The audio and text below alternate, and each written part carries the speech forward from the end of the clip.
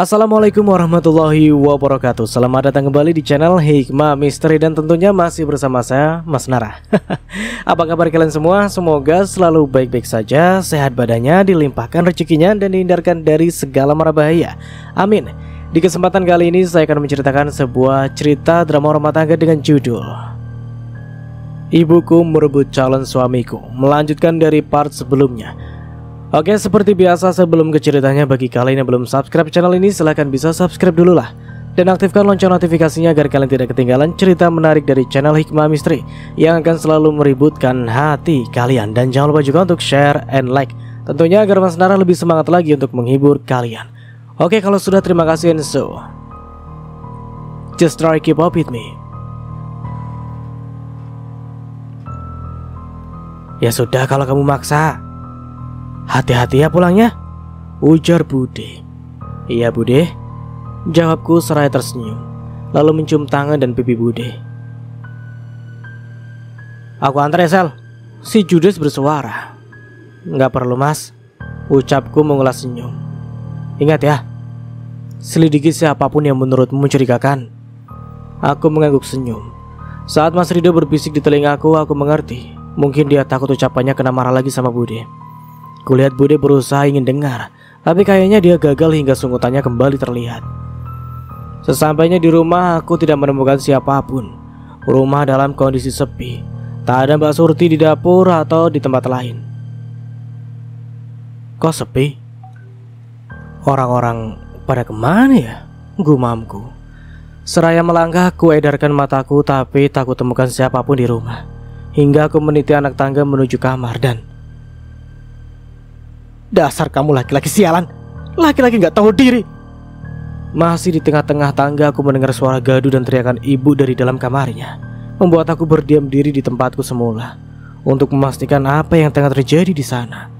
Brak! Entah suara apa yang kali ini ku dengar, seperti benda yang dibanting. Tapi entahlah, aku masih menduga. Hingga tak lama kemudian, kulihat gagang pintu kamar ibu memutar. Seorang pria menyembul dari dalam kamar membuat mataku terbelalak sempurna. Dek. Waktu serasa berhenti saat itu. Aku berdiri memaku, menatap seseorang yang ada di depanku. Kulihat Mas Arif baru keluar dari kamar ibu, dengan wajah lusuh dan pakaiannya compang-camping. Kaos oblong warna putih yang ia kenakan terlihat sobek cukup panjang di bagian pundaknya. Menyadari keberadaanku di ujung tangga, Mas Arif pun menghentikan langkahnya lalu berdiri memaku. Jarak kami tidak jauh, hanya sekitar 2 meter, sehingga aku bisa melihat dengan jelas keadaan tubuh Mas Arif yang babak belur dan tampak memprihatinkan. Luka lebam kebiruan masih jelas terlihat dari area wajah dan tangannya yang tak tertutupi. Tak satu kata pun keluar dari mulut kami. Mulutku serasa bisu saat itu. Menahan saliva pun rasanya tak mampu.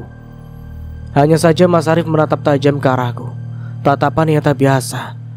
Entah mengapa hati ini begitu sakit menerima tatapan itu. Iya, itu adalah tatapan kemarahan dan kekecewaan. Wajar jika Mas Arif kecewa padaku. Mungkin dia berpikir aku telah menjerumuskannya. Dalam diam, pria malang itu berlalu melewatiku, menuruni tangga dengan langkah cepat. Tak ada yang bisa aku lakukan untuk mencegah atau sekedar mengajaknya bicara. Air mata ini kembali jatuh. Kuawasi langkah Mas Arif yang sudah berjalan di lantai dasar. Dia yang dulu begitu mencintaiku, kini seolah tak sudi menolehku lagi. Brak! Suara bantingan pintu terdengar dari kamar tamu yang terletak di lantai dasar. Sepertinya Mas Arif akan tidur di sana malam ini. Aku beranjak ke arah kamarku. Pintu kamar ibu yang masih sedikit terbuka mengalihkan perhatianku saat itu. Diriku yang penasaran dengan apa yang terjadi di dalam mengintip dari sela pintu yang sedikit terbuka tersebut. Dari situ aku dapat melihat ibu tengah duduk di tepi tempat tidur sembari menangis sesenggukan. Tak lepas dari perhatianku, beberapa barang tampak berserakan di lantai atas kamar itu. Sangat berantakan, seperti baru saja terjadi perang dunia di tempat itu. Aku sempat merasa iba pada ibu saat itu. Sempat juga aku ingin menghampirinya, sekedar untuk menghapus air matanya. Tapi aku mengurungkan itu. Sakit rasanya jika mengingat kejadian kemarin. Aku pun memilih balik badan dan masuk ke dalam kamarku. Pagi harinya, seperti biasa, Seusai sholat subuh aku turun ke bawah. Kulihat Mbak Surti sedang sibuk membuat sarapan di dapur. Sibuk ya Mbak? Basa-basiku mendekati Mbak Surti. Memang hari-hari biasanya aku sering bantuin Mbak Surti di dapur kalau tidak sedang buru-buru. Tapi untuk saat ini aku ke dapur untuk menjalankan misiku. Mbak Sela kok sudah di rumah? Surti terkejut saat menolehku. Kok terkejut gitu sih Mbak? Enggak Mbak, Surti cuma kaget soalnya setahu Surti Mbak Sela belum pulang, jawab Surti dengan gugup. Kemarin aku pulangnya udah ke malam Mbak. Mungkin Mbak Surti udah pulang ya? Iya Mbak, jawab Surti. Aku turut membantu Surti membereskan sayur yang akan dia masak. Itu aku lakukan agar aku bisa lebih lama bersama Surti di dapur. Oh iya Mbak, Mbak Surti lihat HP ku tidak? HP ku hilang Mbak, tapi kayaknya terakhir kali aku ninggalin di meja makan. Barangkali Mbak Surti lihat? Tanyaku mulai menjalankan misi seraya membereskan sayur buncis.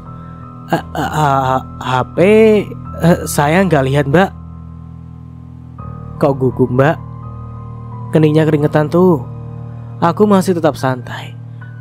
Meski Surti telah terlihat grogi, kulihat wajahnya mulai pucat. Keringat dingin pun mulai timbul di area keningnya. Gerah Mbak, tadi belum mandi. Surti berdalih, aku hanya tersenyum. Hatiku semakin yakin jika Surti tengah menyembunyikan sesuatu. Oh, tapi nanti kalau HP ku ketemu, tolong kembalikan padaku ya Mbak. Aku sih bisa saja melacak HP itu ada di mana. Cuman aku lagi malas ribet aja Mbak. Soalnya aku yakin kalau HP ku masih di sekitaran dalam rumah saja. Soalnya emang aku ingat benar terakhir kali aku pegang HP ku di meja makan. Iya Mbak, lirih Surti. Surti mulai terlihat gelisah. Aku meliriknya dengan perasaan puas. Oh ya Mbak, kemarin waktu Mas Arif mau berbuat jahat sama ibu, Mbak Surti ada di mana? Aku sengaja seolah memihak ibu. Dengan begitu aku berharap akan lebih mudah mendapatkan informasi. Waktu itu saya lagi di sini sih Mbak, tapi saya nggak tahu apa-apa tentang masalah itu. Tahu-tahu banyak warga yang memaksa masuk ke rumah, terus langsung ke kamar ibu. Nggak taunya sudah ada Mas Arif berdua dan ibu di kamar. Jawaban Mbak Surti begitu lancar dan meyakinkan. Atau mungkin jawaban itu memang sudah disusun dari awal. Aku mengangguk, mulutku membentuk huruf O agar terlihat percaya dengan pernyataan Surti saat itu. Aku memperhatikan Mbak Surti terlihat puas saat itu. Mungkin dia pikir aku benar-benar percaya.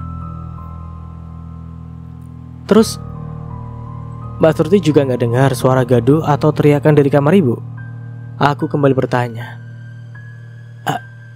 Ya, Surti. Sayang sekali, baru saja Surti mau menjawab, ibu sudah datang menghampiri kami. Udah matang belum sarapannya? Itu loh.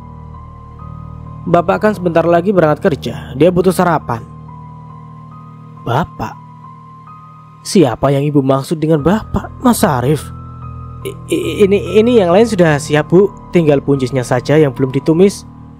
Surti menjawab dengan gugup. Ia terlihat takut dengan ibu. Kok lama banget sih? Jam segini belum beres. Apa sih Bu? Masa pagi-pagi suara udah kayak toa gitu? Malu didengerin tetangga. Ucapku menasihati ibu. Habis tuh, Surti tuh lelet banget kerjanya. Udahlah Bu, kan makanan yang sudah siap juga ada. Makan yang ada aja dulu. Serbunjusnya kan bisa buat makan siang nanti. Rayuku sebenarnya aku masih malas berbaik-baik pada ibu. Tapi sekali lagi, ini demi misi. Kamu kapan pulang, Sel? Kok ibu gak lihat kamu pulang? Ibu bertanya dengan baik. Saat seperti ini dia terlihat selayaknya ibu pada umumnya. Tapi aku tidak ingin terkecoh lagi. Penyelidikan tetap harus berlanjut. Agak malam sih Bu. Sekitar jam 7 lah sampai rumah. Aku pikir ibu sama Mas Arif lagi asyik di kamar. Gak enak aja kalau ganggu. Makanya aku langsung masuk ke kamar aja tidur. Entah mengapa aku merasa puas melihat ibu yang menatapku dengan tatapan bingung. Ya pastilah dia bingung. Jelas-jelas semalam mereka berantem bukan sedang asyik di kamar berdua. Mungkin aku berdosa karena merasa senang saat ibuku bersedih. Tapi mau bagaimana lagi? Kelakuannya padaku yang membuatku hilang respek padanya. Semoga Allah tidak marah saja pada aku. Saat aku dan ibu masih berbincang, pintu kamar tamu terbuka. Mas Arif muncul dari dalam sana dengan penampilannya yang sudah rapi. "Pak, makan dulu nih, sarapannya udah siap." Ibu memanggil Mas Arif dengan sebutan Pak. Tapi Mas Arif seolah tak peduli. Dia masih melangkah tanpa menoleh ke arah kami. "Arif, sarapan dulu." Baru di panggilan ibu yang kedua kalinya, Mas Arif menoleh ke arah ibu. Iya, hanya ibu. Mas Arif sama sekali tidak melihatku, padahal aku berdiri tepat di sisi ibu. Dia bisa saja sekilas atau sesaat menatapku, tapi tidak. Dia hanya berkata, "Aku tidak lapar," lalu berjalan pergi ke pabrik. Sedih rasanya didiamkan seperti ini, tapi tak apalah. Semua akan kembali membaik setelah kebenaran terungkap. "Bu, aku juga mau pergi kerja. Aku siap-siap dulu ya." Mau pergi kerja kemana kamu?" Ibu bertanya. Aku sudah mulai berlari ke arah tangga saat itu. "Ke pabrik lah, Bu. Kan Sela udah mulai kerja di pabrik dari kemarin," jawabku seraya meniti tangga menuju kamar untuk segera bersiap. Setelah mandi dan bersiap, aku kembali turun dari kamar, berpamitan dengan ibu dan Mbak Surti, lalu baru pergi setelah mencium punggung tangan ibuku. Meskipun aku masih kecewa pada ibu, tapi aku harus tetap bersikap hormat padanya, pada orang yang telah membesarkanku itu pun. Biarpun hatiku, entahlah, mungkin butuh waktu lama untuk sembuh. Aku bergegas menuju garasi. Kulihat hanya mobilku dan mobil almarhum bapak yang terparkir di sana. Berarti Mas Arif pergi ke pabrik membawa mobilnya. Aku kembali keluar dari garasi dan menutup pintu garasi kembali, lalu berlari keluar melewati pintu pagar rumahku. Tepat di sisi jalan raya, sebuah angkot melintas. Segera aku stop angkot tersebut lalu naik ke dalamnya. Angkot itu mengantarkanku hingga ke depan pabrik. Aku turun dari angkot lalu memberikan pecahan uang 50.000 kepada supir sebagai ongkosnya. "Kembaliannya ambil saja, Pak," ucapku saat melihat sopir itu mulai sibuk mencari uang kecil di sakunya. "Terima kasih, Mbak," ucapnya lalu menjalankan kembali angkotnya. Suasana pabrik masih sepi. Karyawan belum banyak yang datang. Itu karena aku datang terlalu pagi mungkin. Kulihat mobil Mas Arif telah terparkir di depan pabrik. Perutku berbunyi, cacing-cacing di dalamnya tengah meronta karena pagi tadi aku belum sempat sarapan. Aku pun menyempatkan diri mampir sejenak ke gerobak milik abang-abang penjual bubur yang mangkal di depan pabrik. "Bubur udah porsi, bungkus ya, Bang," ucapku setelah sampai di depan gerobak abang tukang bubur. "Siap, Neng," jawab abang bubur seraya mulai menyiapkan bubur yang kupesan. Setelah 2 porsi bubur kudapatkan, aku bergegas masuk ke dalam pabrik. Dari balik kaca kecil yang terpasang pada pintu ruang kerja Mas Arif, aku melihat Mas Arif tengah sibuk berkutat dengan tumpukan map warna-warni di depannya. "Tok tok tok." "Masuk," seru Mas Arif. Aku mulai membuka pintu saat aku baru di ambang pintu. Mas Arif terlihat menatapku dengan heran. Kuabaikan itu. Aku lanjut masuk saja, lalu duduk di kursi menghadap meja kerja berseberangan dengan Mas Arif. "Mau apa kamu kesini?" Mas Arif bertanya tanpa melihatku. Ia masih fokus dengan selembar map warna biru tua di tangannya. "Aku bawa bubur ayam, Mas. Dimakan ya?" ucapku seraya meletakkan seporsi bubur di atas meja kerja Mas Arif.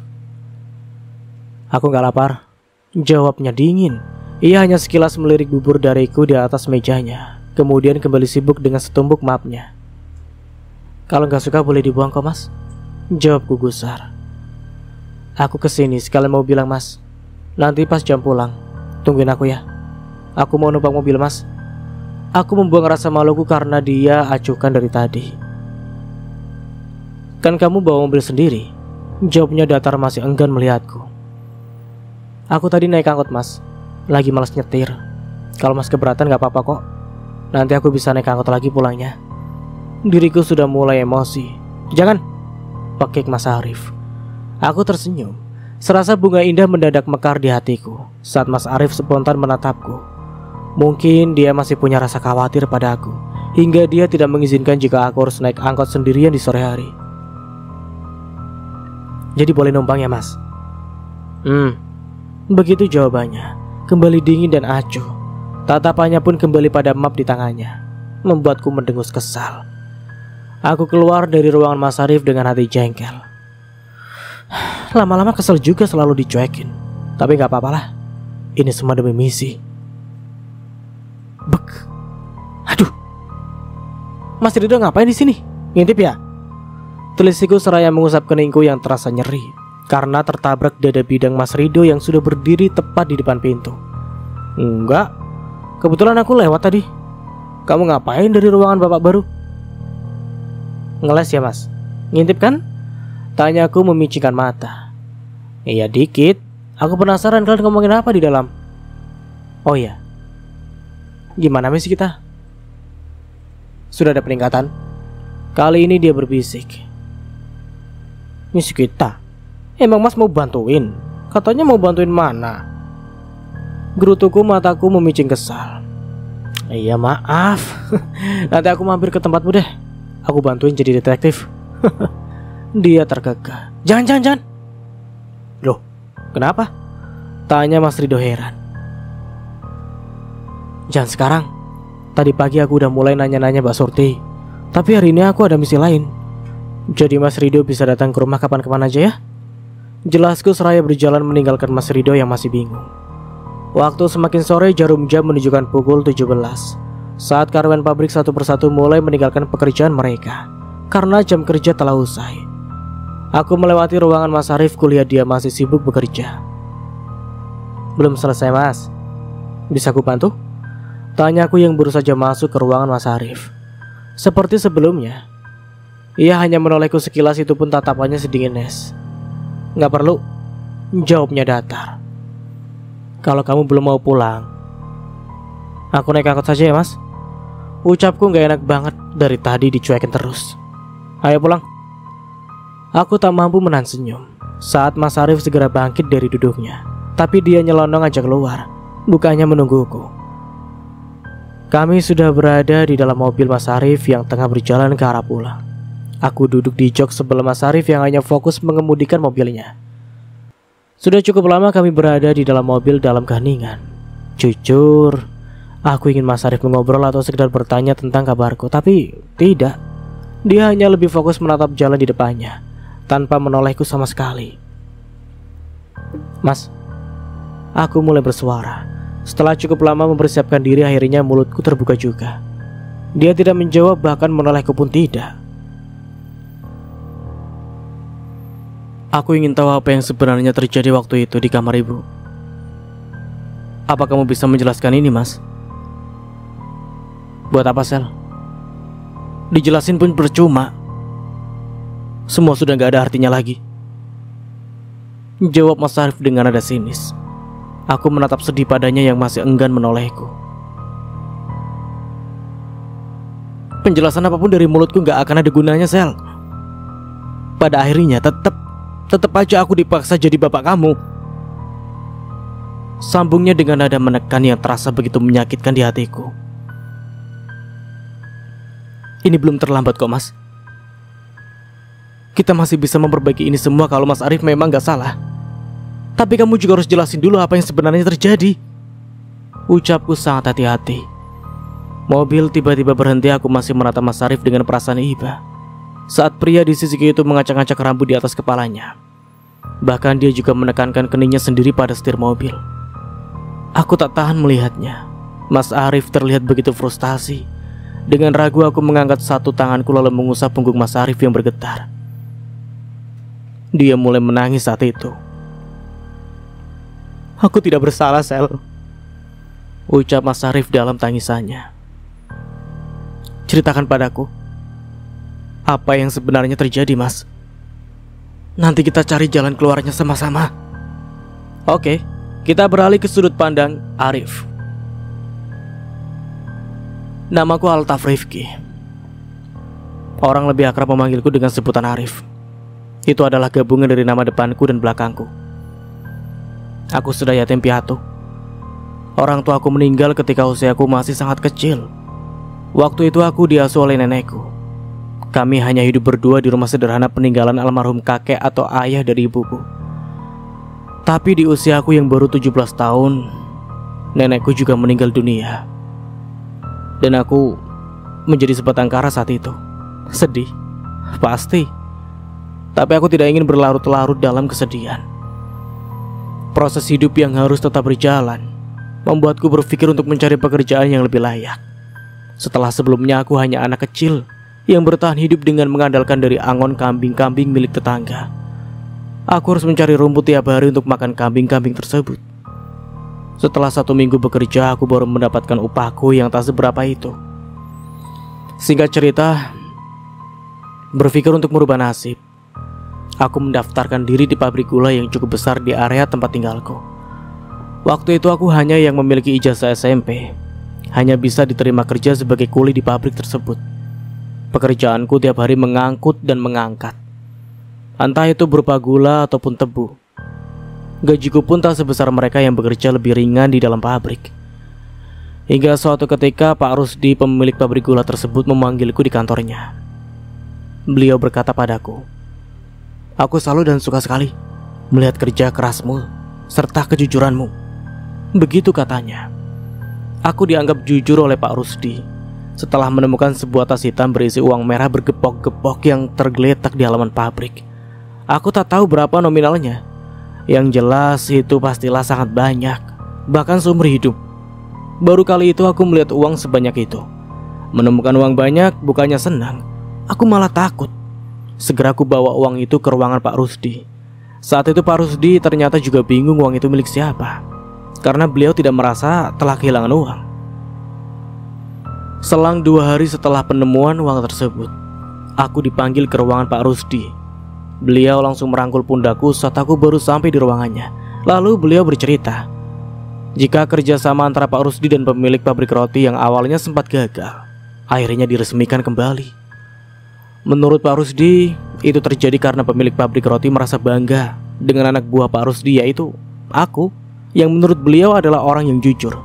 Karena uang dalam tas hitam yang aku temukan tempo hari ternyata adalah uang milik pengusaha pabrik roti tersebut yang telah terjatuh saat mereka berkunjung ke pabrik.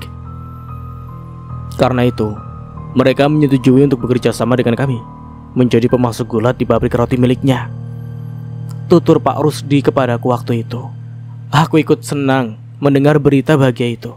Tapi ternyata karena tindakanku yang menurutku biasa saja itu membuat Pak Rusdi memutuskan mengangkat pangkat kerjaku. Dari yang awalnya hanya tukang angkut menjadi karyawan di dalam pabrik yang pekerjaannya tidak begitu capek, tapi gajinya cukup besar bagiku.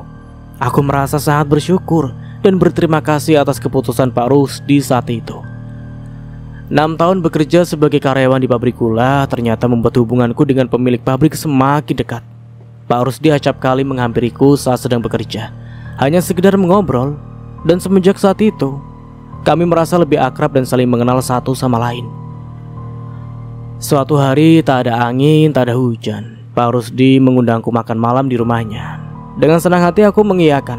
Lalu pada malam harinya aku benar-benar menghadiri undangan makan malam di rumah besar pemilik pabrik tersebut. Saat baru tiba, aku disambut dengan baik oleh Pak Rusdi dan Bu Fatimah. Sebelum makan malam dimulai, kami bertiga menyempatkan diri mengobrol, duduk di sofa yang ada di ruang tengah. Di tengah obrolan kami, seorang gadis berhijab kulihat menuruni tangga dari arah lantai 2. Nah, Arif, perkenalkan, ini Sela, putri saya satu-satunya. Pak Rusdi mengenalkan gadis itu. Saat si gadis baru tiba di depanku, aku terpaku. Sesaat ku tatap wajahnya yang terlihat malu-malu. Mataku seolah tak ingin terpejam saat melihatnya. Cantik. Ya, itulah kalimat yang terbesit di otakku saat kulihat senyumannya yang begitu indah, meski kepalanya tertunduk malu. Aku melayangkan tanganku ke arahnya yang dia sambut dengan salaman hangat. Saat telapak tangan kami saling menelekat, aku merasakan hal yang aneh tengah terjadi kepadaku. Hatiku bergetar hebat. Mungkin itu yang dinamakan cinta pada pandangan pertama. Dia baru berumur 19 tahun saat itu, tapi sifat ramah dan sopan santunnya membuatku semakin mengaguminya. Aku harus menahan diri, meski aku tahu saat itu aku benar-benar telah jatuh hati. Aku harus sadar siapa aku. Tak akan mungkin bagiku bisa bersanding dengan Sela yang merupakan anak dari pemilik pabrik. Setelah malam itu, malam-malam berikutnya Pak Rusdi semakin sering mengundangku makan malam di rumahnya. Tentu saja aku akan hadir jika tidak ada halangan. Oleh karena itu, aku dan Sela menjadi lebih sering bertemu, membuat benih cinta di dalam hatiku semakin berkembang. Tapi aku tetap berusaha menahan diri. Aku tidak berani terlalu bermimpi. Bak Gayung bersambut. Pak Rusdi ternyata mengamati perkembangan kedekatanku dengan Sela. Suatu ketika di malam, Pak Rusdi kembali mengundangku makan malam di rumahnya. Beliau menyatakan ingin menjodohkan kami berdua. Aku antara terkejut dan senang saat itu. Tapi yang lebih membuatku tidak menyangka, ternyata Sela juga menyetujui keinginan bapaknya mengenai perjodohan kami. Aku seperti mendapatkan durian runtuh saat itu. Rasanya aku ingin menari saat itu juga, tapi ku tahan. Gak enak juga nari-nari di depan camar. Tapi Pak, Sela belum mau nikah sekarang. Sela masih mau fokus kuliah dulu. Selain itu, Sela juga sedang merintis usaha bersama Dira di luar kota, ucap Sela saat itu. Aku sedikit kecewa jujur. Aku takut Sela akan berubah pikiran jika ditunda terlalu lama. Lebih lagi dia terlalu cantik. Pasti di luar sana banyak cowok yang berlomba untuk mendapatkannya. Perasaan itu membuatku semakin khawatir. Tapi tak apalah. Aku juga tidak ingin cita-cita dan impian Sela terhenti hanya karena perjodohan kami. Sejak saat itu kami pun menjalin hubungan tanpa status. Belum ada ikatan pertunangan ataupun pacaran. Karena Pak Rusdi yang sejak saat itu kupanggil bapak melarang kami berpacaran. Alasannya sangat mulia. Beliau tidak ingin jika kami sampai melakukan dosa karena pacaran. Hubungan kami semakin diuji dengan LDR. Ya, itu mungkin lebih pantas disebutkan bagi mereka yang memiliki ikatan pacaran. Tapi bukannya ikatan hati itu lebih kuat daripada sekedar status pacar.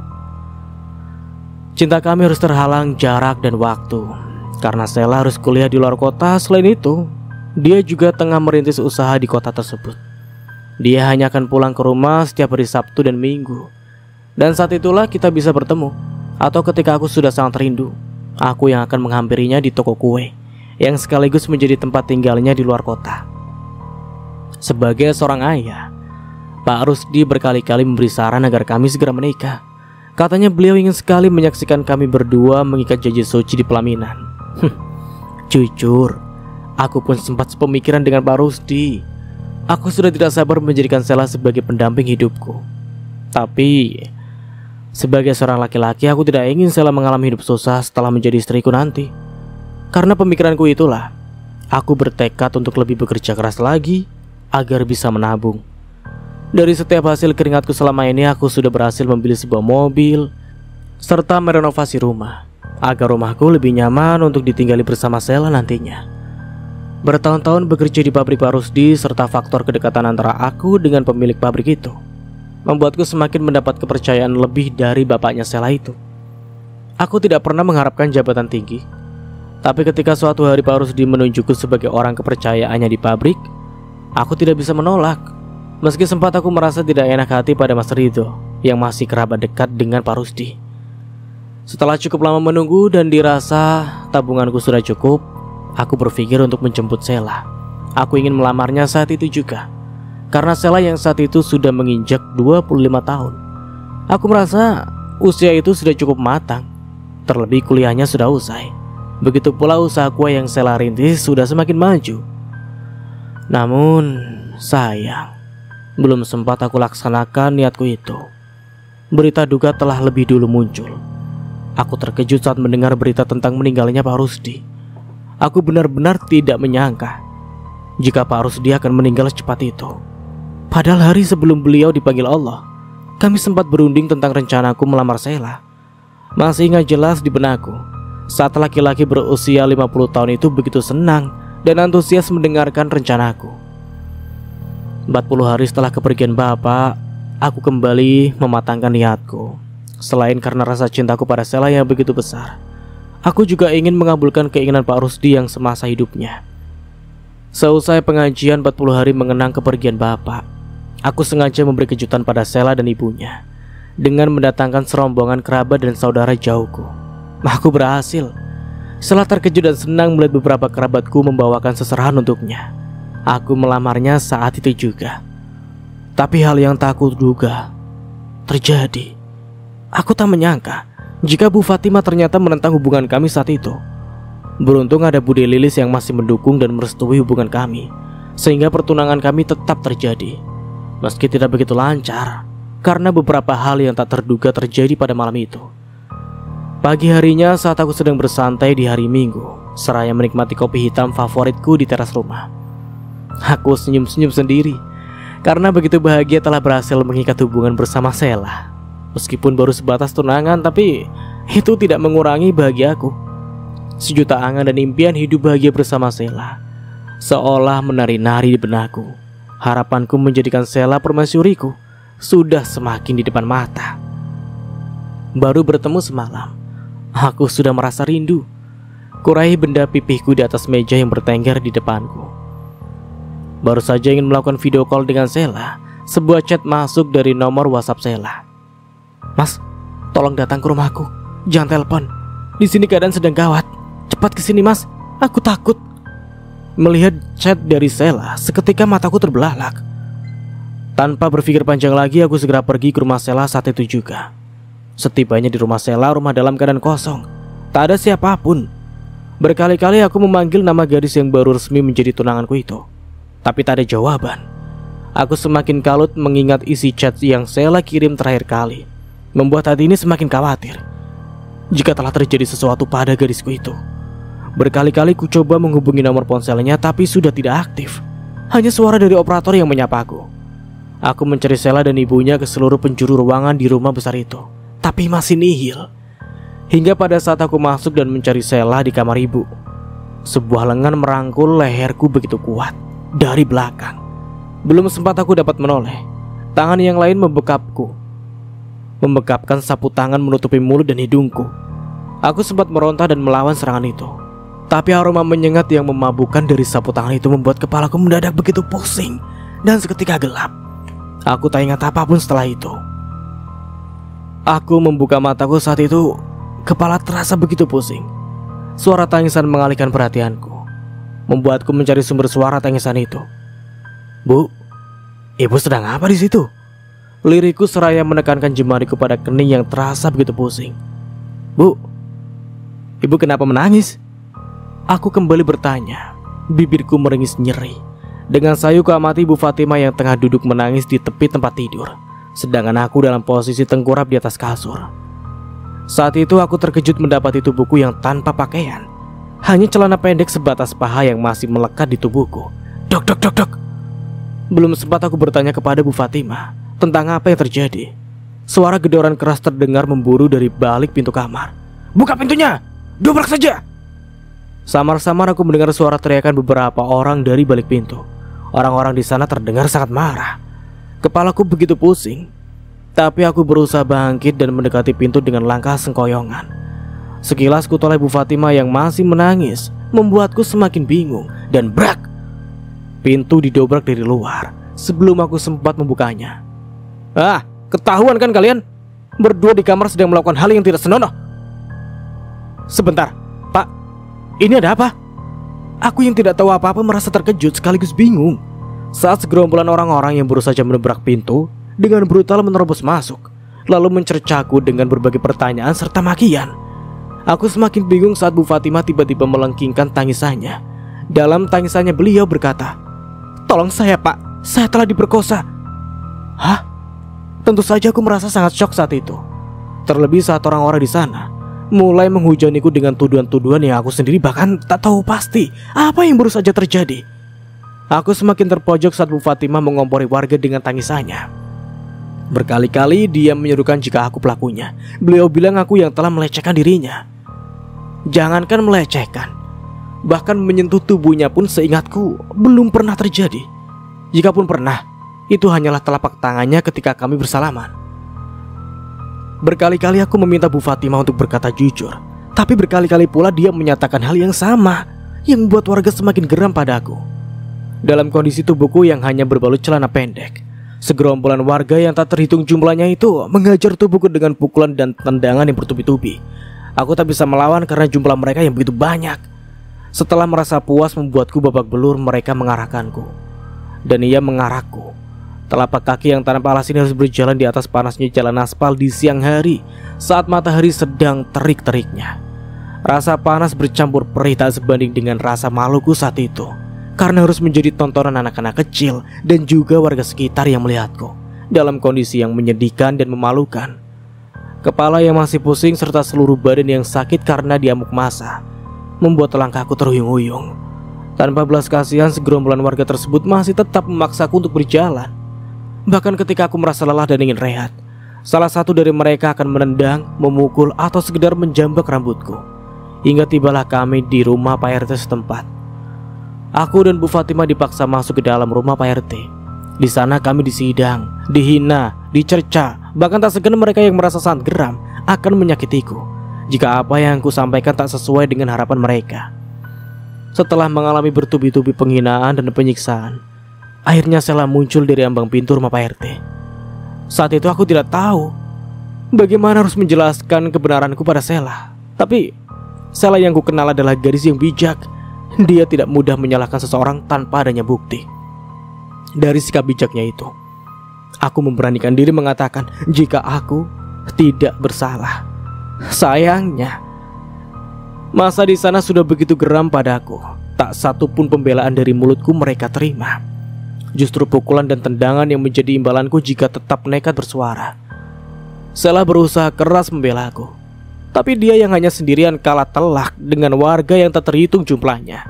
Masa menginginkan agar aku dan Ibu Fatimah bersedia dinikahkan karena menurut mereka kami telah membuat aib di desa mereka.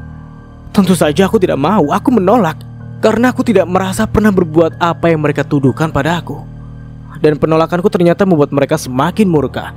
Meski sekeras apapun Sela berusaha membela aku, tapi tetap saja warga lebih berkuasa saat itu. Kami tak berdaya. Sayangnya, ketidakberdayaan kami saat itu membuat Sela melepaskan ikatan kami yang baru saja terjalin. Aku berusaha mencegah, karena apapun yang terjadi, aku hanya ingin bersama Sela. Tapi Sela mengabaikan semua permohonanku. Dia tetap melepaskan cincin yang mengikat kami berdua dan mengembalikannya kepadaku. Lengkap sudah kehancuranku saat itu, bagai petir yang menggelegar saat ku dengar Sela menyerahkan. Iya, Sela menyerahkanku pada warga dan RT agar aku bisa dinikahkan dengan ibunya. Lalu dia pergi begitu saja meninggalkanku dalam siksa dan luka hati yang menganga. Benar saja, selang cukup lama setelah kepergian Sela, seorang warga muncul bersama seseorang yang berpakaian setelan jas rapi. Seseorang itu tak lain adalah penghulu yang akan menikahkanku dengan ibunya Sela. Tak ada yang bisa kulakukan saat itu selain harus menurut dan pasrah, karena jika aku menolak, mereka tak akan segan kembali menyiksaku lagi. Setelah aku mengucapkan ijab kabul secara paksa, mereka kembali menggerakkanku dan mengarahku saat itu juga. Dan saat itu aku digiring masuk ke dalam rumah Sela. Tak cukup sampai di situ, mereka juga menjebloskanku ke dalam kamar Ibu Fatimah, lalu mengunci pintu kamar dari luar. Malam harinya Bu Fatimah masuk ke dalam kamar tempat aku telah dikurung seharian. Tentu saja, aku yang merasa telah difitnah dan dizolimi sangat marah dan jijik melihat wanita yang lebih pantas menjadi ibuku itu mendekatiku. Berbagai makian dan umpatan terlontar dari mulutku. Rasa hormatku terhadapnya pun sirna karena tingkah wanita tua itu yang tak sadar tentang usia. Dia tetap kekeh dengan air mata buayanya meraung dan mengatakan jika aku telah berbuat tak senonoh terhadapnya. Pergi, atau aku yang akan pergi dari sini. Bentakku mengusir wanita itu dari kamarnya sendiri saat dia mulai mendekati. Karena ucapanku itu Bu Fatimah jengkel, lalu pergi begitu saja dari kamar tempatku berada. Dan blang, suara bantingan pintu menggema di seisi ruangan kamar. Setelah itu kudengar suara kunci memutar pada gagang di balik pintu. Diriku kembali terkurung saat itu. Siang harinya Surti datang ke dalam kamar tempatku dikurung, membawa nampan berisikan makanan dan segelas air minum. Mbak, kamu ada di mana kemarin? Sekitar pukul 8 pagi. Aku menelisik Surti karena tingkah Surti mendadak gugup saat itu.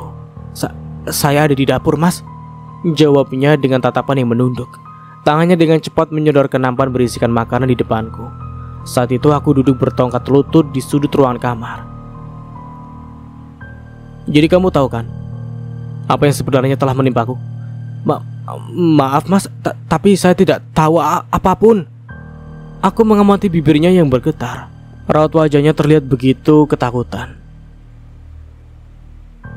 Tapi aku tidak melihatmu ataupun siapapun ada di rumah saat aku baru datang. Saya juga tidak melihat Mas Arif datang. Mas, mungkin ketika Mas Arif datang saya sedang di pasar, jawab Surti seolah menghindari tatapanku.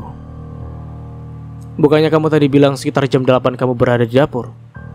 Sudah dulu ya mas, kerjaan saya masih banyak. Saya takut ibu marah nanti. Ucapnya langsung bergegas pergi dan kembali mengunci pintu kamar yang mengurungku dalam sejuta kecurigaan. Malam harinya Fatimah kembali masuk ke dalam kamar. Aku menatapnya dengan setumpuk kebencian. Dia semakin mendekat dan kembali mengatakan kebohongan tentang apa yang telah kulakukan saat diriku tak sadarkan diri.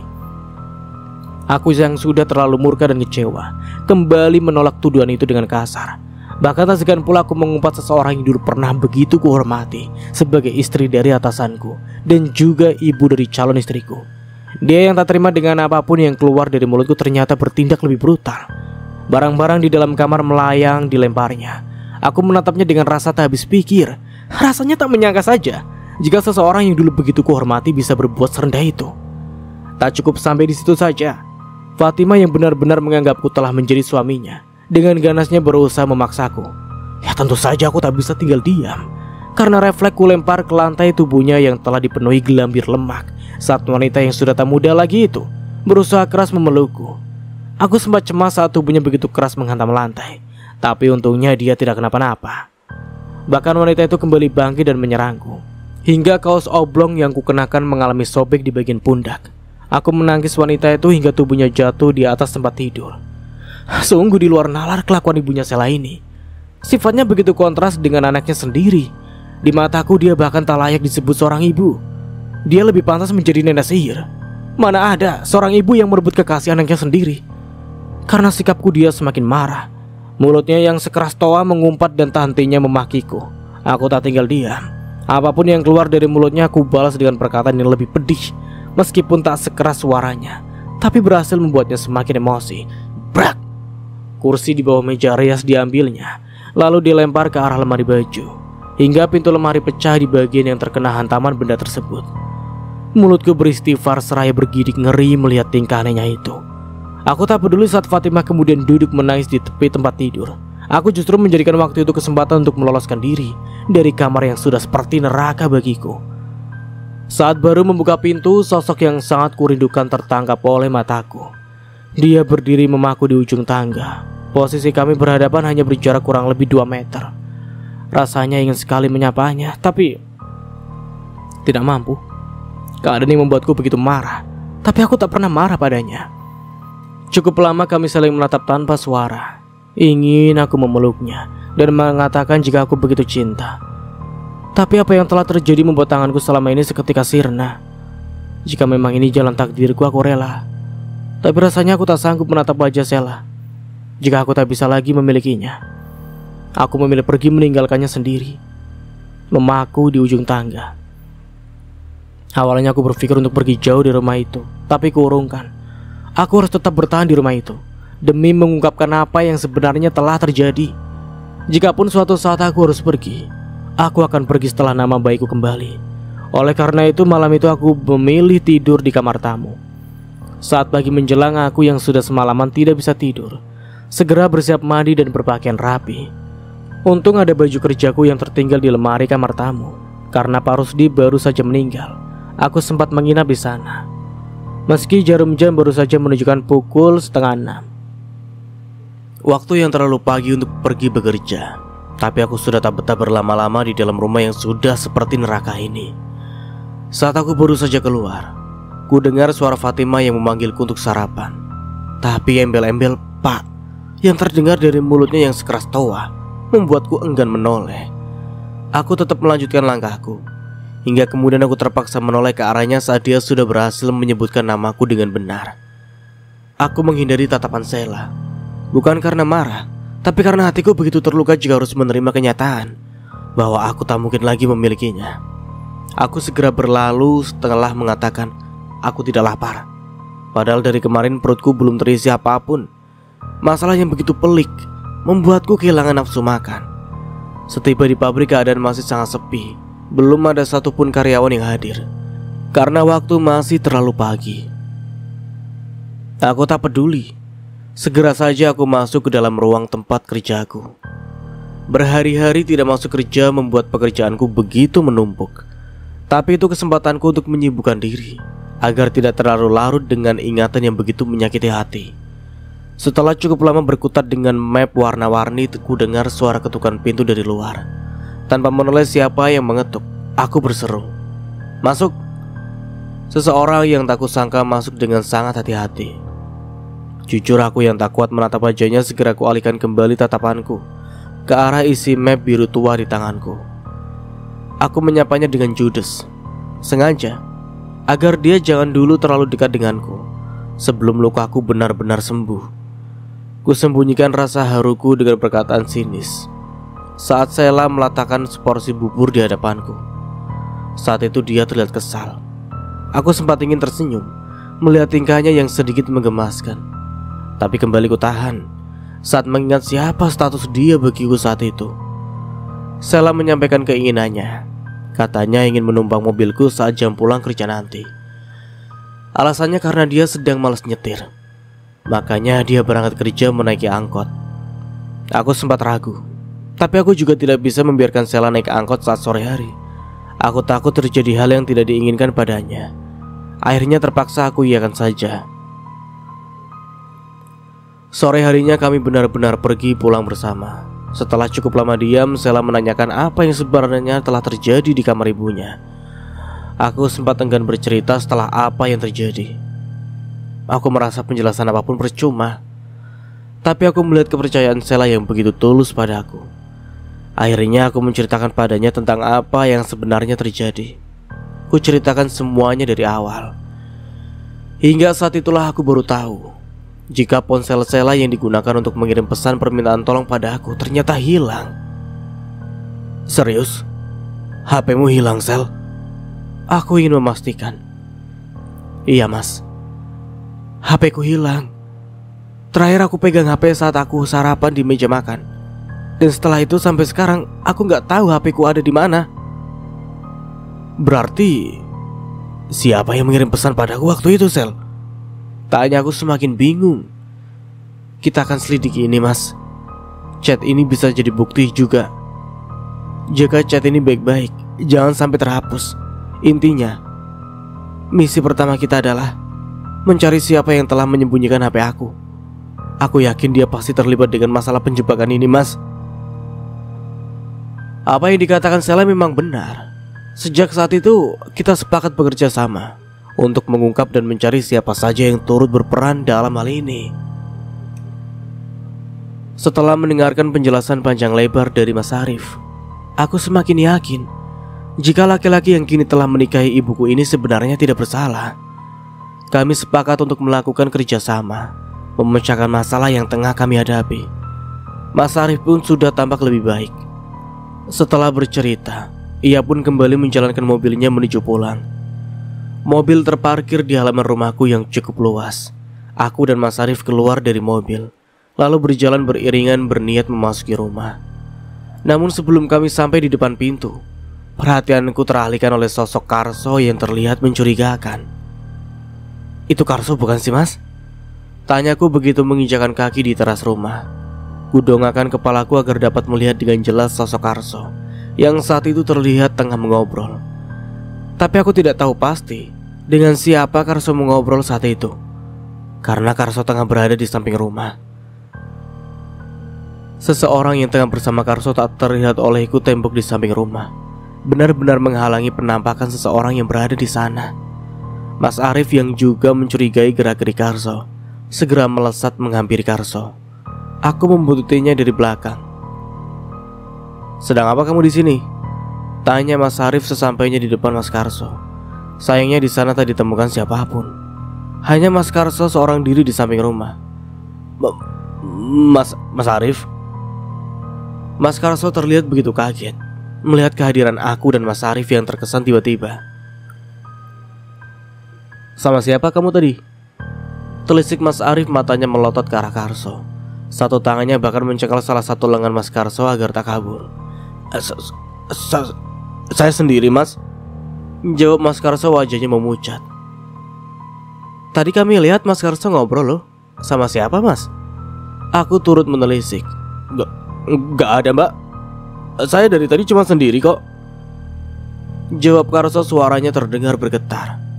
Aku melangkah mengawasi sekitaran tempat Mas Karso tengah berada, berusaha mencari seseorang yang mungkin masih berada di sekitaran sana. "Gak ada siapapun, Mas," seruku setelah aku pastikan jika memang tak ada orang lain di sana. Memang gak ada, Mbak. Saya dari tadi sendiri kok," jawab Mas Karso. Anehnya kali ini suaranya terdengar tenang. Aku dan Mas Arif tak bisa berbuat apapun. Meski sekarang kami juga mencurigai Mas Karso, tapi kami juga tidak bisa bertindak gegabah tanpa adanya bukti. Akhirnya dengan sangat terpaksa kami membiarkan Mas Karso pergi dari tempat itu. "Kita harus selidiki dia," ucap Mas Arif, tatapannya tak lepas dari Mas Karso yang tengah berjalan meninggalkan halaman rumah. "Ayo, masuk dulu. Nanti kita pikirkan lagi rencananya," ajakku. Kemudian kami melangkah masuk ke dalam rumah. "Loh, Mas Rido, kok ada di sini?" tanyaku saat mendapati Mas Rido tengah duduk mengobrol dengan ibu di ruang tengah. "Aku kan tadi bilang mau ke rumah. Kamu kok baru pulang? Dari mana?" ucap Mas Rido seraya melirik tajam ke arah Mas Arif yang berdiri di sisiku. Tatapan Mas Rido kenapa sih? Gitu amat. "Kok kamu pulangnya bareng Arif?" serobot ibu. Tatapannya terlihat begitu marah, bahkan dadanya juga naik turun. Emosi banget kayaknya. "Kan Sela gak bawa mobil, Bu. Makanya tadi Sela numpang mobilnya Mas Arif," jawabku dengan santai. "Kan aku udah bilang, Mas, datang ke rumahnya kapan-kapan aja." Kali ini aku berbisik ketika melewati Mas Rido. Pria itu hanya terkekeh. Kakiku menaiki tangga menuju kamar, meninggalkan ibu dan Mas Rido yang kembali duduk di sofa ruang tengah. "Pak, nanti kalau udah mandi langsung makan ya. Ibu sudah lapar nungguin Bapak dari tadi." "Dih, apa katanya tadi?" Aku merasa risih dengan apa yang baru ku dengar, hingga aku sempatkan diri mendongak dari tangga. Melihat ibu yang sok romantis tapi diabaikan oleh suaminya, netraku bergeser beralih ke arah Mas Arif. Laki-laki itu melangkah santai ke arah kamar tamu, tanpa menoleh ataupun merespon perkataan ibu saat itu. Merasa bosan seharian di dalam kamar, aku pun turun ke lantai dasar. Terlihat Mas Rido dan ibu tengah bersiap duduk di sisi meja makan. Terlihat pula Mbak Surti yang tengah sibuk menghidangkan makan malam di atas meja makan tersebut. Aku mendekat dan berbaur ikut duduk bersama mereka. Refleks mataku mengawasi ibu yang tampak gelisah, berkali-kali menoleh ke arah pintu kamar Mas Arif yang masih tertutup rapat. "Aduh, ini bapak kamu kenapa belum muncul sih, Sel?" "Ya nggak akan muncul lah, Bu. Kan bapak sudah di surga," jawabku santai seraya menikmati makan malamku yang telah terhidang di atas meja. "Maksudnya Arif?" balas ibu tanpa kesal. "Nggak usah disebut bapak lah, Bu. Kalau Mas Arif yang dimaksud, kasihan. Malu nanti dia. Dia lebih pantas jadi anak ibu ketimbang jadi suami." Mas Rido terkekeh, mungkin merasa aneh mendengar apa yang kukatakan barusan. Maksud kamu apa? Kamu belum bisa terima kalau Arif sudah jadi suami ibu sekarang? Kamu iri sama ibu? Hah?" Ibu semakin geram, matanya membulat menatap ke arahku. Asli sih, marah betulan kayaknya. Bibir nakalku refleks tersenyum geli melihat tingkah aneh ibu saat itu. Ya elah Bu, ngapain iri sih Bu? Toh yang nikah sama ibu cuma orangnya. Mas Arif cintanya sama aku. Brak! Aku terlonjat kaget. Mungkin Mas Rido pun sama. Saat ibu tiba-tiba bangkit lalu menggebrak meja makan dengan kedua telapak tangannya. Ibu kenapa sih? Diriku berlagak bingung. Padahal sebenarnya aku tahu mengapa ibuku itu sampai marah begitu. Keterlaluan kamu. Mungkin ibu benar-benar kesal dengan perkataanku, sehingga dia memilih pergi meninggalkan aku dan Mas Rido. Kami terkikik geli melihat tingkah ibu saat itu. Udah mulai jadi anak durhaka kamu ya, Sel? Mas Rido masih belum bisa menghentikan tawa kecilnya. Dia tuh, Mas, ibu durhaka. Aku mencibir kesal. Gimana? Mas Rido sesaat menoleh kanan kiri saat hendak melanjutkan bisikannya pada aku. Rencana kita akan mulai dari mana? Laki-laki berewokan itu kembali berbisik dengan kepala yang condong mendekat ke arahku. Kepalaku menoleh kanan kiri, takut jika ada Mbak Surti atau ibu yang mendengar apa yang akan kami bahas. Setelah aku rasa sekeliling aman, bantu aku cari HP aku yang hilang. Aku pun berbisik dengan posisi kepala condong ke depan agar Mas Rido yang duduk di seberangku dapat mendengar dengan jelas. Sepupuku itu terdiam sejenak. Ia terlihat tengah berpikir. Ya, dia memang begitu, selalu lama mikirnya. Dahiku mengernyit mengamati mimik Mas Rido yang masih berpikir. Lama bener mikirnya. Masih lama mikirnya, tanyaku seraya memasukkan sesendok nasi ke dalam mulutku. Bentar. Aku punya teman hacker. Mungkin dia bisa bantu kita melacak di mana HP kamu saat ini. Serius, Mas? Oke. Kapan kita bisa bertemu dengan temanmu itu? Shh. Mas Rido menekan telunjuknya di depan bibir. Kami pun terdiam. Ya, samar-samar kami mendengar suara langkah kaki. Aku pikir suara itu dari aku, dan Mas Rido gegas bangkit dan berlari menuju dapur, karena kami yakin jika suara langkah kaki berlari itu berasal dari sana. Kami berlari cepat mencari sumber suara tersebut. Woi! Teriak Mas Rido saat mendapati sosok yang hanya terlihat hitam tengah berlari meninggalkan halaman rumah. Aku juga melihatnya.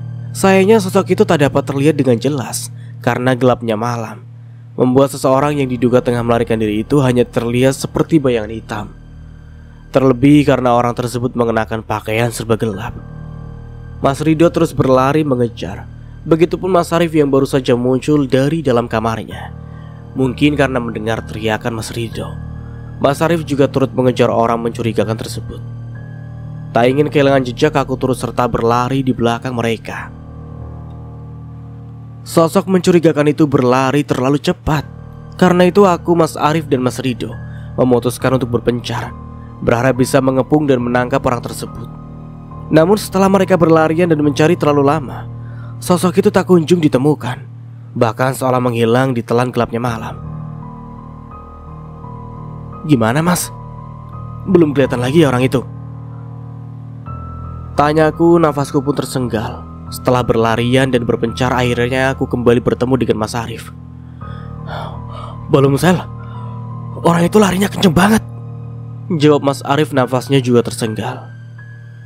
Mas Rido mana? Kau belum kelihatan? Tanyaku masih dengan tarikan nafas yang tak beraturan. Gak tahu. Aku tadi gak ketemu dia. Semoga Mas Rido berhasil menangkap orang itu, jawab Mas Arif masih dengan nafas yang ngos-ngosan. Tampaknya terlihat kecapean setelah berlarian. Kita cari lagi yuk. Semoga Mas Rido udah berhasil menangkap orang itu, biar kita bisa bantuin juga. Aku takutnya orang itu berbahaya. Kalau Mas Rido nangkap orang itu sendirian, aku takut nanti Mas Rido kenapa-napa. Ajakku, aku merasa cemas. Mas Arif yang awalnya baru saja duduk di tepi jalan segera bangkit setelah menerima ajakanku. Kami kembali berlari ke arah yang sama, mencari keberadaan Mas Rido dan orang tak dikenal yang tengah kami curigai. Setelah mencari dan berlarian cukup lama, kami dibuat heran ketika mendapati Mas Rido justru tengah duduk bersantai di sebuah tugu kecil yang bertengger di sisi jalan yang gang sempit, sembari menikmati asap rokok yang sesekali dihisap dan disebulkan dari mulut. Loh, Mas Rido kok malah ngerokok di sini? Aku kira lagi ngejar orang itu. Tanyaku, mataku memicing menatap laki-laki berewokan itu. Setelah kami tiba di tempat, dirinya masih duduk santai di tugu yang sama. Loh, kalian? Mas Rido segera bangkit, tampaknya terkejut ketika melihat aku dan Mas Arif telah berdiri di dekatnya. Orangnya lari kemana, Mas? Tadi kan Mas Rido yang minta kita berpencar. Aku kira kamu udah nangkap orang itu. Kan dia tadinya larinya ke arah sini. Diriku mulai gusar. Gak ketangkep dia, Sel. Larinya cepet banget. Aku aja sampai kesel ya nih. Jelas Mas Rido seraya menunjukkan pergelangan kaki kirinya yang agak bengkak.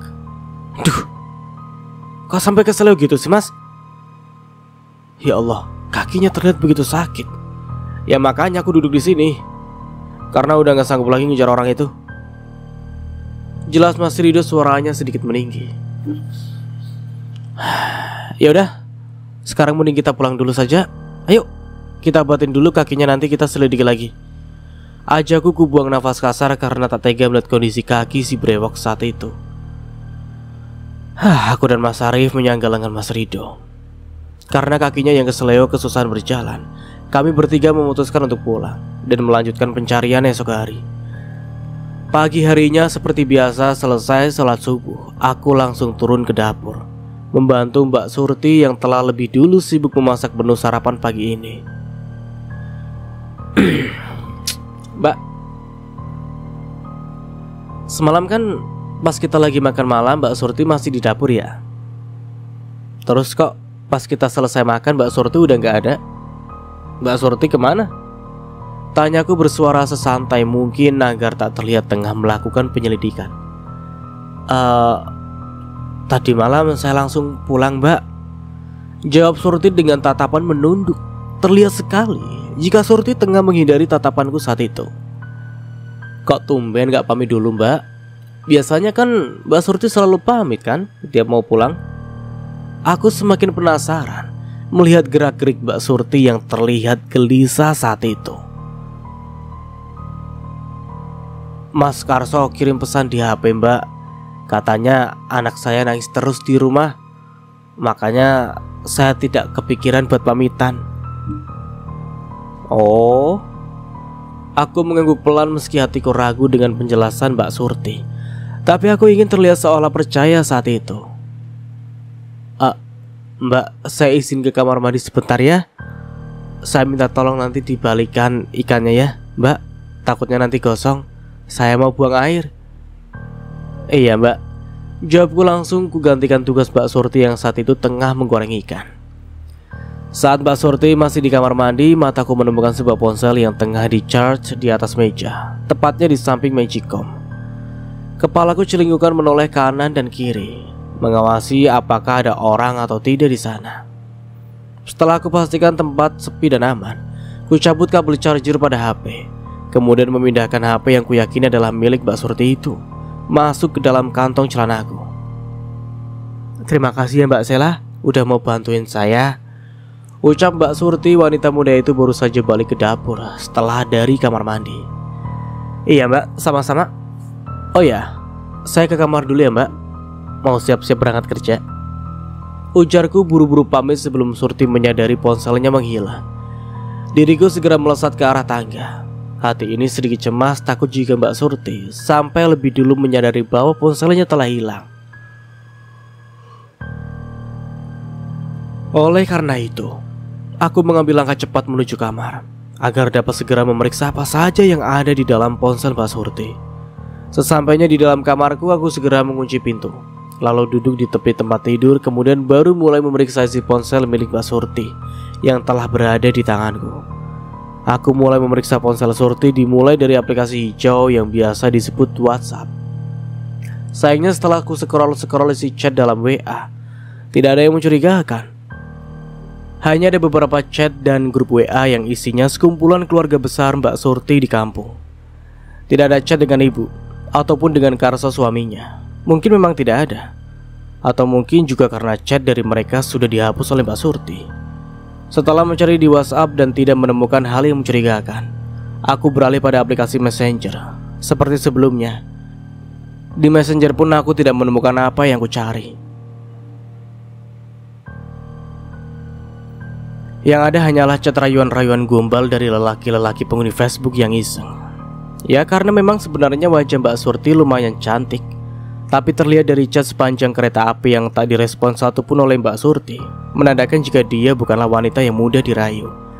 Setelah memeriksa cukup lama dan tidak mendapatkan hasil yang sesuai, aku merasa agak kecewa. Tapi aku tak menyerah. Aku yakin cepat atau lambat, aku pasti akan segera mendapatkan bukti kecurangan ibu. Kuletakkan ponsel Mbak Surti di atas kasur setelah diriku selesai bersiap. Aku buru-buru turun membawa serta benda pipi milik Mbak Surti di dalam saku celanaku. Wah, sudah pada siap nih. Sapaku pada ibu, Mas Arif dan Mas Ridho yang telah duduk sarapan di sisi meja makan. Mas Ridho menginap di rumahku semalam.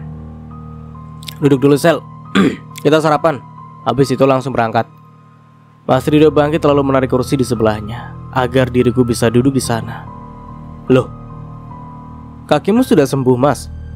Tanyaku. Aku cukup terkejut melihat Mas Ridho yang sudah nampak lincah menggerakkan kakinya. Padahal semalam keseleo, bahkan kaki yang semalam bengkak sekarang sudah terlihat normal kembali. Sudah, cuma keseleo ringan aja kok, jawab Mas Ridho kemudian kembali duduk di kursinya. Aku pun duduk di kursi yang baru saja disiapkan oleh Mas Ridho. Hanya saja mataku liar mengawasi Mbak Surti. Mbak Surti terlihat masih sibuk membereskan dapur yang kotor setelah masak. Sepertinya wanita muda itu belum sadar jika ponselnya telah menghilang.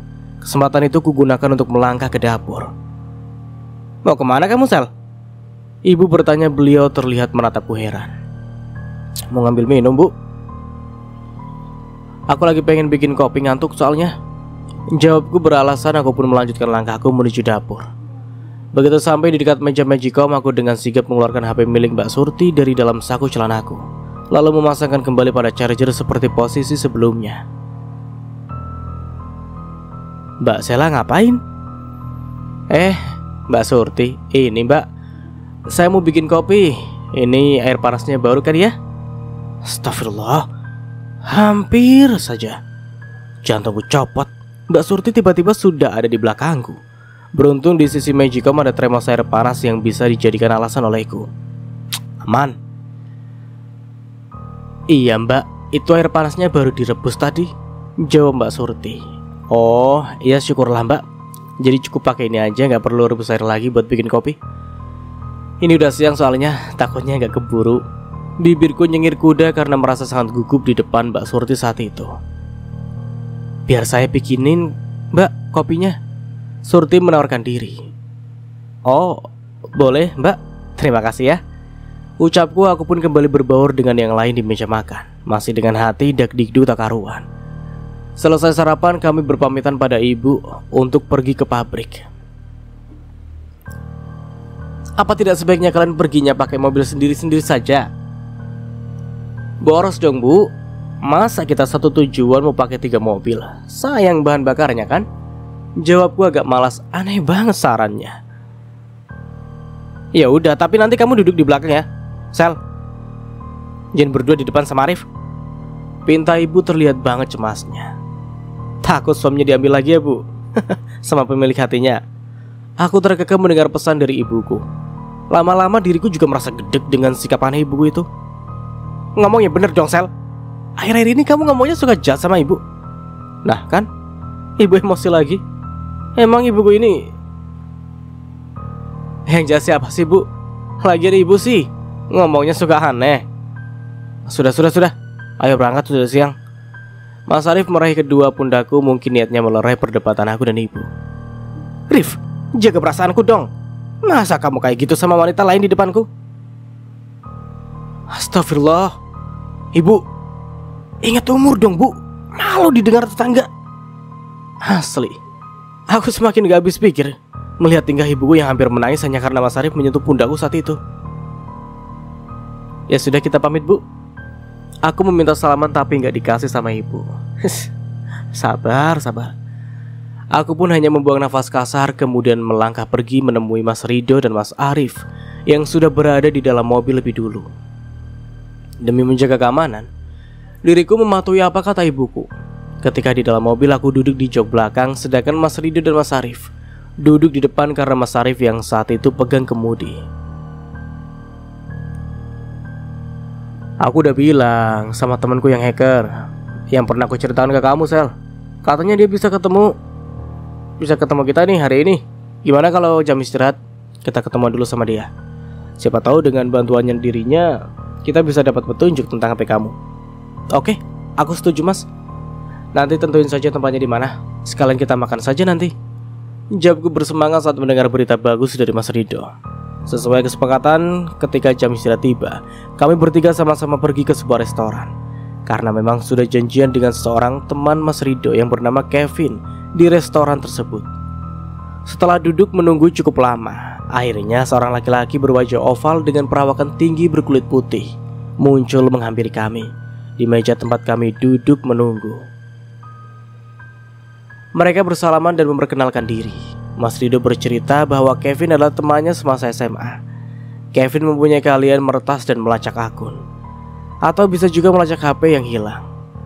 Dari keahlian teman Mas Rido itulah aku meminta tolong agar Kevin bersedia membantuku melacak dan mencari keadaan ponselku yang kini masih menghilang. Kevin setuju, lalu jemarinya mulai bekerja di atas keyboard laptop yang dibawanya dari rumah. Aku memberitahukan Sandi kode email dan apapun yang ditanyakan oleh Kevin. Dengan seksama, kami memperhatikan layar laptop yang tengah dikerjakan Kevin, hingga perlahan sebuah lokasi mulai muncul. Itu lokasinya? Tanya Mas Rido agak ragu. Iya bro, ponsel Stella ada di lokasi ini, jawab Kevin meyakinkan. Itu kan... Aku menuju ke lokasi yang tertera di layar laptop milik Kevin. Kemudian aku menatap Mas Arif dan Mas Rido secara bergantian. Setelah mengetahui lokasi keberadaan ponselku yang hilang, kami tak dapat menunggu lama lagi. Sesudah memberi beberapa nominal kepada Kevin sebagai ucapan terima kasih, kami bertiga pun segera bergegas menuju lokasi yang telah kami ketahui dari pelacakan yang dilakukan oleh Kevin. Jadi kita nggak balik ke pabrik dulu nih? Gak keburu mas, takutnya HP itu keburu kejual, jawabku. Merespon pertanyaan Mas Rido, kami telah berada di dalam mobil. Mas Arif segera menjalankan mobilnya. Perasaanku tak menentu. Rasanya aku tak sabar untuk cepat sampai di tempat yang tengah kami tuju, agar kami bisa tahu siapa dalang di balik masalah yang tengah kami hadapi ini. Setelah melakukan perjalanan hampir 1 jam, mobil pun berhenti di tepi jalan raya. Kami keluar dari dalam mobil, aku dan yang lain masih harus masuk ke dalam gang kecil untuk menuju lokasi keberadaan ponsel tersebut. Kami masuk cukup jauh ke dalam gang tersebut, hingga sampailah kami di depan konter handphone. Konter itu tidak besar, tapi tidak terlalu kecil juga. Aku menceritakan tentang ponselku yang menghilang kepada pemilik konter tersebut. Setelah dijelaskan tipe dan ciri-ciri ponsel, ternyata benar jika ponsel yang dimaksud memang berada di konter itu. Seseorang menjual HP ini kemarin mbak, ujar pemilik konter seraya menyerahkan HP yang kumaksud. Siapa yang menjual kira-kira pak? Apa anda kenal? Tanya Mas Arif tak sabar ingin segera tahu. Saya tidak kenal mas, orang itu bukan orang sekitaran sini. Bagaimana ciri-ciri orang itu pak? Tanya aku. Laki-laki, rambutnya agak gondrong, dikuncir di belakang, terus kulitnya agak dekil, badannya tinggi tapi kurus. Ada kumis tipis juga sih mbak. Seperti ini bukan? Mas Arif buru-buru memperlihatkan foto Mas Karso yang dia dapat dari media sosial milik Mbak Surti. Setelah mendengarkan ciri-ciri yang dijelaskan si pemilik konter, terdengar hampir mirip dengan Mas Karso. Sesaat pria pemilik konter itu mengamati foto Mas Karso dari layar HP milik Mas Arif. Hah, iya benar, itu orangnya mas, jawab pemilik konter. Yakin pak? Aku ingin memastikan. Yakin mbak? Memang salah satunya orang itu. Cuma ada 2 orang lagi, tapi yang saya paling paham ciri-cirinya ya dia ini mbak. Soalnya 2 orang yang lain nungguin di depan. Saya kurang memperhatikan juga orang yang di depan kayak gimana. Papar pemilik konter menjelaskan panjang lebar. 2 orang yang lain. Kira-kira siapa ya 2 orang yang menunggu? Mereka laki-laki atau perempuan pak? Aku semakin penasaran. Laki-laki semua mbak. Oh ya sudah pak, terima kasih banyak kalau begitu. Ini HP-nya saya bayar ya. Ya pak, karena akan saya bawa kembali, ujarku seraya memberikan setumpuk lembaran uang merah pada pemilik konter. Ini kebanyakan mbak. Ambil saja pak. Anggaplah itu ongkos informasi, makasih ya pak. Ucapku kemudian berpamitan dengan senyumanku yang mengembang. Jadi si Karso pelakunya, gerutu Mas Rido seraya membanting pintu mobil saat baru masuk ke dalam mobil. Udah aku duga juga sih, Karso itu memang mencurigakan, desis Mas Arif yang telah siap duduk di jok kemudi mobil. Jadi kita ke rumah Karso sekarang? Tanyaku, aku telah duduk di jok belakang. Iyalah, tunggu apa lagi? Jawab Mas Rido dengan entengnya. Mas Arif pun kembali menjalankan mobilnya. Tibalah kami di sebuah rumah kontrakan kecil. Rumah itu berada di dalam gang sempit. Yang tengah itu rumahnya Mbak Surti. Ucapku menuju ke arah rumah kecil yang berdempet dengan rumah berukuran sama besar di sisi kanan dan kirinya. Ayo, langsung saja kita masuk. Sabar Mas, kita masuk ke rumah orang juga harus pakai permisi kali. Nggak boleh main nyelonong gitu aja. Cegahku meraih lengan Mas Rido saat kakak sepupuku itu mau main terobos pintu rumah Mbak Surti. Tok tok tok. Ku ketuk pintu rumah tersebut. Ya, terdengar suara perempuan memberi sautan dari dalam rumah. Loh, Mbak Sela? Mbak Surti tampak terkejut saat baru membuka pintu dan mendapati kami telah berada di depan rumahnya. Siang Mbak. Sapaku mengulas senyum ke arah Mbak Surti. Mbak Surti masih berdiri di ambang pintu. Seorang anak yang belum genap 1 tahun terlihat tengah lahap menghisap ASI dalam gendongan Mbak Surti saat itu. Siang Mbak. Jawab Mbak Surti terdengar gugup. Bahkan matanya terlihat takut melihat Mas Arif dan Mas Rido secara bergantian. Jujur aku merasa aneh dengan hal ini. Mbak, ku tepuk pundak Mbak Surti. Anehnya wanita itu terlihat begitu ketakutan. Boleh kami masuk? Ucapku kemudian. Silakan Mbak, tapi rumahnya kecil. Jawab Mbak Surti meski terlihat takut dengan kedatangan kami yang tiba-tiba. Tapi ia tetap menyambut kami dengan baik. Sini Mbak, biar saya saja. Aku meraih gulungan tikar dari tangan Mbak Surti. Ketika Mbak Surti tampak kesusahan membentang tikar tersebut dengan anak yang masih menyusu dalam gendongannya. Tikar telah dibentangkan di atas lantai yang beralaskan cor semen. Kami pun duduk bersila di atasnya. Hanya Surti yang masih mondar-mandir tampak keder. Sudah Mbak, duduk aja di sini. Lagi nyari apa? Aku sudah tidak sabar menanyai Mbak Surti. Cuma mengambil air Mbak. Maaf ya nggak ada cemilan. Ucap Mbak Surti setelah kembali membawa nampan berisikan 3 gelas teh hangat. Lalu menyuguhkan minuman itu kepadaku dan yang lain. Nggak apa-apa Mbak, makasih ya. Jawabku seraya tersenyum jujur. Meski aku mencurigai Mbak Surti, tapi aku tak bisa marah padanya. Apalagi kami belum punya bukti dan tentu saja kami belum punya alasan untuk marah pada perempuan yang telah duduk di depanku ini. Mas Rido dan Mas Arif dari tadi sudah tidak sabar ingin bertanya banyak hal kepada Mbak Surti. Tapi mereka terlihat sekali berusaha menahan diri. Karena diriku sempat berpesan agar mereka tetap bersikap baik selama tersangka belum benar-benar terungkap. Mbak, kok Mbak Surti jam segini sudah di rumah? Tanyaku, aku merasa heran karena biasanya Mbak Surti baru pulang dari rumahku ketika malam hari, sedangkan saat itu masih siang hari. Iya Mbak, tadi Mas Karso telepon, katanya Amira sakit. Jadi saya minta izin sama ibu agar bisa pulang lebih cepat dan mengurus anakku Mbak. Oh iya, badannya demam ya. Kuletakkan punggung tangan di atas kening bayi dalam gendongan Mbak Surti. Aku merasa tak tega pada gadis kecil yang masih menghisap ASI di dada ibunya. Karso di mana Mbak? Mas Rido bertanya dengan tidak sabaran. Mas Karso keluar Mas. Mbak Surti kembali terlihat takut. Ia menundukkan kepalanya cukup dalam. Mbak, HP-ku yang hilang sudah ketemu. Ucapku yang sangat hati-hati. Ternyata mengagetkan Mbak Surti. ART itu menegakkan kepalanya dengan cepat. Matanya menatapku entah mengapa. Aku melihat jelas pancaran ketakutan dari manik matanya. Mbak Surti tahu kan siapa yang mengambil HP-ku? Sambungku masih dengan nada yang sama. Jawab! Mas Rido membentak, membuat wanita itu tersentak semakin ketakutan. Kulayangkan tanganku di depan dada Mas Rido, menahan Mas Rido agar tidak terlalu emosi. Lama kamu Sel? Gerutu Mas Rido kesal. Aku membuang nafas pelan. Mbak, kusentuh pundak Mbak Surti yang telah bergetar. Mbak Surti mulai menangis saat itu. Katakan Mbak, apa kamu tahu sesuatu? Kali ini Mas Arif yang bersuara dengan nada santai. Dan sampai di sini dulu ceritanya.